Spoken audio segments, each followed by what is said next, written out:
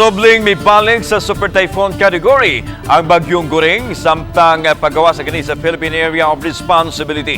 Samtang karong adlaw usab gipanglantawan nga makasulod na sa PAR ang tropical storm nga pagatawgon unya og bagyong Hana.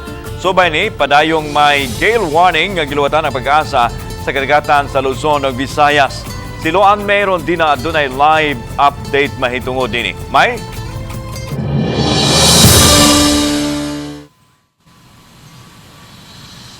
Lan tungod kay atuara habig sa Luzon area ang duha ka mga bagyo wa kini direktang epekto dinhi sa Kabisayan. Sa gihapon ang hanging habagat ang miposalabi nga weather system dinhi sa Kabisayan. Alas 11 kagabi, subling mikusog ang bagyong Goring ug bibalik kini sa Super Typhoon category. Padayon kining nagsubay sa extreme northern Luzon ug ipanglantawang makagawa sa Philippine Area of Responsibility ug mga adlaw. Samtang ang extreme northern Luzon usab ang gisubay ni ining tropical storm nga Haiko nga tawgo na unya og bagyong Hana kun makasulod na kini sa Philippine Area of Responsibility karong adlaw. Ang atong latest forecast track ni bagyong Hana pohon, so layo siya sa Philippine landmass o wala tayong nakita na landfall scenario, walay direct effect.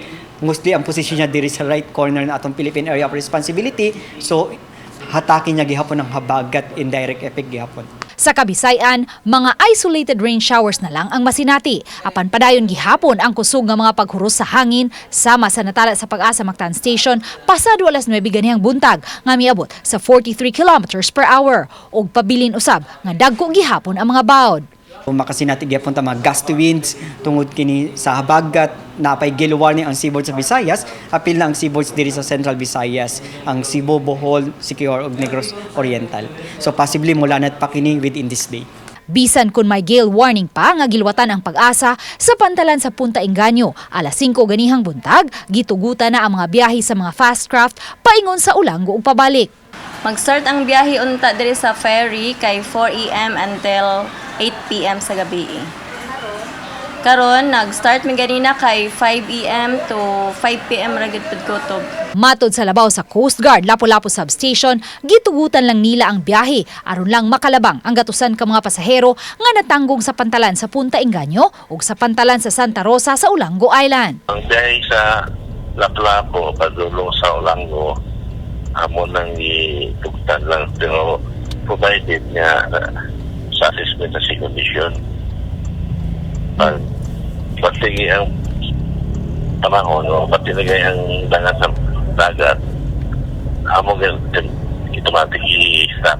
Matod sa Coast Guard, mas daghan ang natanggong nga mga pasahero sa Ulango tungod sa long weekend ug natunong pa nga fiesta sa Santa Rosa. Hinuon nakalabang na ang mga natanggong nga mga pasahero.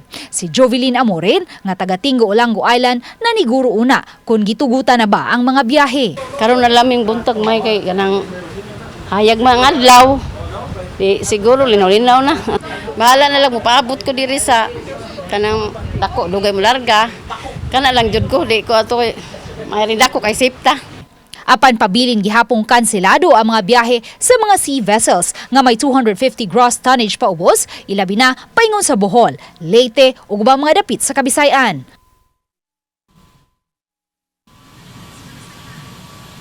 Lan ug mga adlaw matod sa Pag-asa posibleng i-lift na ang gale warning sa pipila ka bahin sa Kabisayan. Busa pahimangno niini ngadto sa publiko nga mas maayong mag-monitor kanunay sa dagan sa panahon ug makig-alayon sa mga shipping companies aron dili maapiki sa inyong schedule sa pagbiyahe. Lan?